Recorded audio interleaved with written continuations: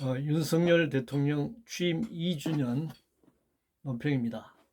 국민으로부터 나온 헌법적 권리는 어떻게 행사되는가? 대통령 윤석열의 631일 만의 기자회견을 보고 모두 발언 핵심은 자신은 열심히 일했는데 국민이 체감하지 못했다 였습니다.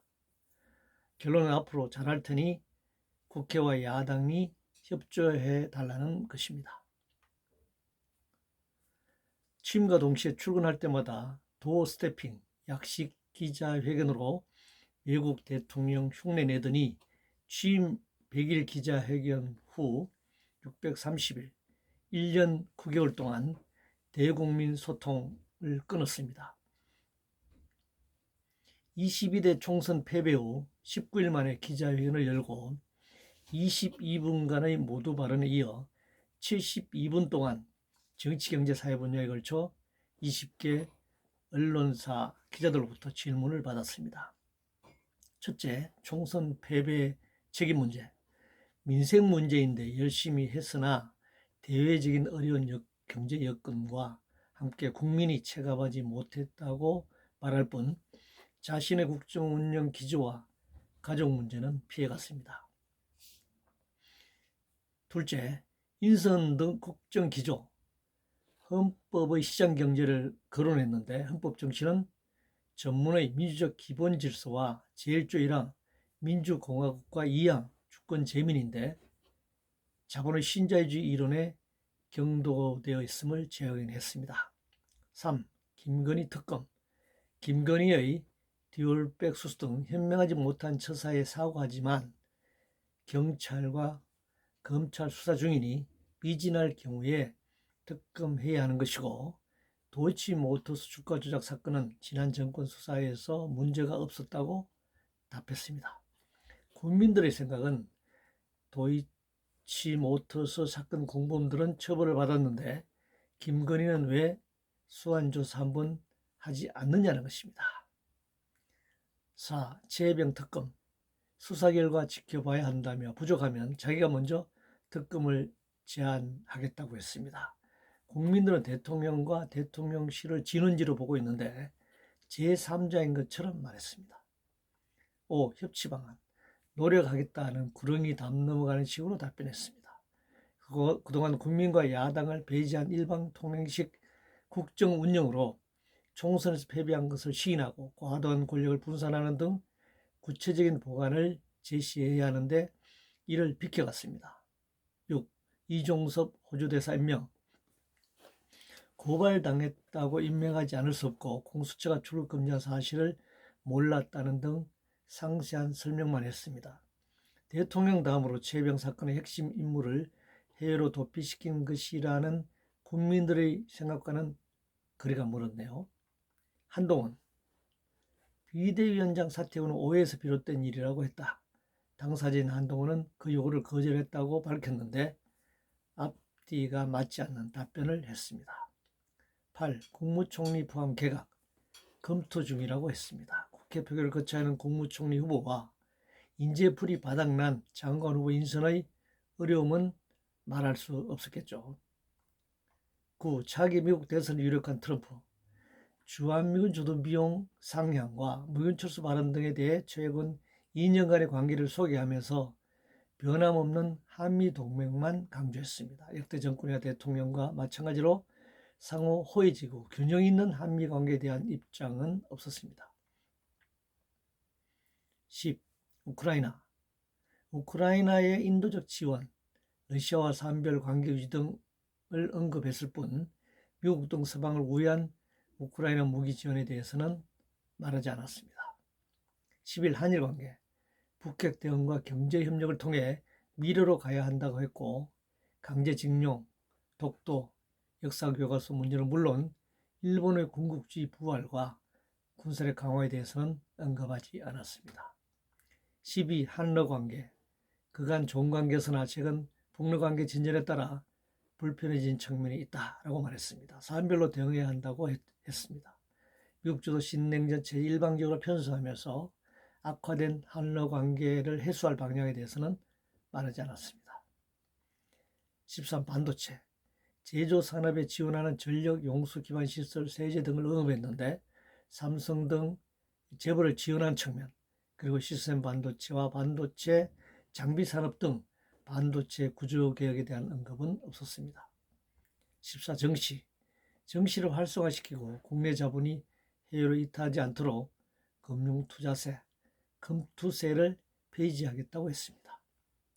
재벌 부자 감소로 인한 조세 재정의 악화로 국가 채무 증가, 사회복지 후퇴, 사회영역화에 대해서는 말하지 않았습니다.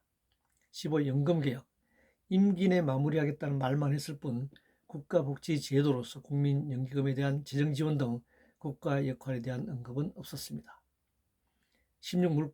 물가는 어느 정도 안정되고 있지만 장바구니 물가와 외식 물가, 거기 노동자 임금 연관성을 포함했습니다. 그것이 문제라고 했습니다.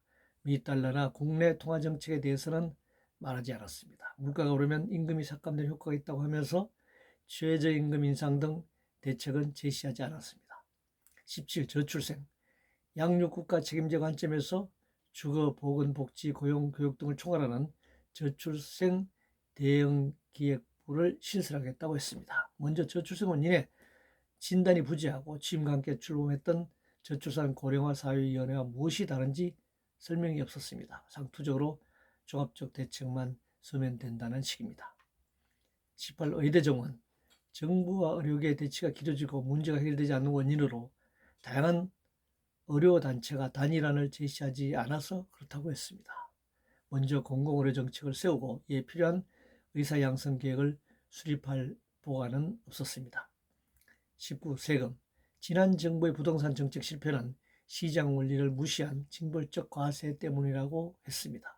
신자유주의 이론에 입각해 조세 재정 정책이나 주거 정책 모두 시장에 맡기겠다는 주장을 반복하고 있습니다. 질의응답의 핵심은 정치 문제로 최혜병과 김건희 특검은 거부했고 경제 문제는 신자유적 시장 경제 이론에 입각해서 계속하겠다고 했으며 사회 문제 중 저출생 문제는 저출생 대응 계획부를 신설하겠다는 것입니다. 윤석열 정권과 국민의힘 이번 총선을 패배한 것은 경제 문제나 의대 정원과 저출생 등 사회 문제에 대한 정책의 차이가 아니었습니다. 결국 본인을 둘러싼 정치 문제였습니다. 그러나 대통령 윤석열은 이를 뭉개거나 회피하면서 민생, 경제 문제로 관심을 돌리려 했습니다. 그러나 국민들은 다 그 속셈을 알고 있습니다. 문제는 이번 총선 결과에 상관없이 민생 문제가 해결되거나 더 나아지리라는 희망이 보이지 않는다는 점입니다. 지역구, 소선거구 자에서 더불어민주당이 국민의힘보다 71석 44%를 더 얻어 앞서간 것처럼 보이지만 유권자의 득표율 차이는 5.4%포인트에 불과하고 비례대표의 경우 위헌 불법적인 위성정당, 국고보존행을 포함해서 의석을 독점하여 진보 좌파 소수정치 세력 국회 전체를 원천적으로 봉쇄하는 등 민주주의와 정치를 후퇴시켰습니다. 수보수 양당은 소선거구제를 유지하며 지역과 열성 지지자, 팬덤을 포함해 콘크리트 지층 각 30%를 볼모로 의회 독재를 강화할 수 있습니다. 그들은 총선이나 대선에서 표를 갈라 결상전의 이전 투기를 벌이는 것처럼 보이지만 적대적 공정관계를 유지합니다. 전체 유권자의 3분의 1에 달하는 국민들 위헌적인 선거제도를 통해 배제시키거나 무관심층으로 만들어 왔습니다. 우리나라 권력 구조는 대통령 중심제가 특징입니다. 대통령은 결선 투표자가 없는 관계로 투표제 과반수 득표 없이도 당선됩니다. 전체 유권자 30% 내외의 득표로 대통령이 되어 전체 권력을 독점합니다. 야당이 국회 다수당이 되더라도 200석 이상을 확보하지 않은 한 법률에 대한 대통령 거부권 행사를 막을 수 없고 대통령을 탄핵할 수 없습니다. 그러니 이번 총선 결과에 상관없이 대통령 윤석열이 1년 9개월 만에 이런 기자회견을 할 수 있는 것입니다. 여야는 다시 3년 후 대선 승리를 위한 선거 전략에만 치중할 뿐 그들이 입만 벌리면 말하는 민생과는 거리가 먼 행태를 보일 것입니다. 이번 기자회견에서 새로운 부서 신설까지 내세우며 저출생 문제를 강조했지만 그들이 말하는 수사로 세계 1위의 자살률과 높은 산재 사망률을 낮추고 낮은 행복지수를 높일 종합적 대책은 없어 보입니다. 한 발자국도 나갈 수 없을 것입니다. 문제는 이를 기억하고 입법하고 집행할 대통령, 국무총리, 장관, 국회의원 다수는 민생고에 시달리고 삶의 회의에 빠져있는 절대다수의 국민들과는 다른 부류의 사람들입니다. 정치의 장에서 국민의 다수를 배제시킨 제도도 문제지만 이런 부류의 사람들에게 헌법 1조 2항의 국민권리, 주권 재미를 헌납해 권력을 부당하게 행사하도록 만든 사람들 역시 그 책임에서 자유로울 수 없을 것입니다. 이상으로 윤석열 대통령 취임 2주년 기자회견에 대한 논평이었습니다.